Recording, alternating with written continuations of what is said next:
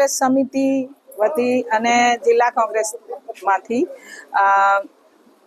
Police સ્ટેશનમાં આવેદનપત્ર આપવા આવ્યા હતા કે આ ભાજપની અને RSSની વિકૃતિવાળા વ્યક્તિએ જે કૃત્ય ઇન્દિરાજીનું અપમાન કરવા માટે કર્યું છે કે આજે ઇન્દિરાજી 1971માં પાકિસ્તાનના સામે લડીને બાંગ્લાદેશ બનાવ્યું, પાકિસ્તાનના 2 ભાગલા પાડ્યા.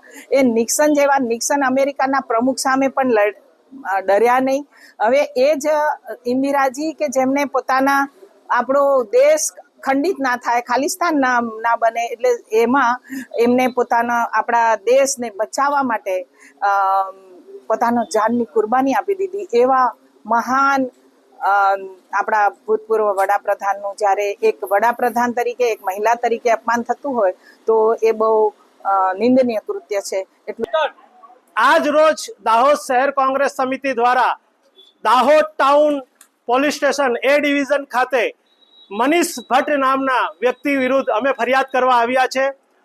પૂર્વ વડાપ્રધાન અને આર્યન લેડીના નામથી ઇન્દિરા ગાંધી જે અમારા પૂર્વ વડાપ્રધાન હતા તેમના માટે ફેસબુક પર વારંવાર અભદ્ર ટિપ્પણી અને એના માટે પોસ્ટ કરનાર મનીષ ભટ્ટના વિરુદ્ધમાં અમે કાયદેસરની કાર્યવાહી કરવા માટે અમે અહીંયા આવ્યા છે.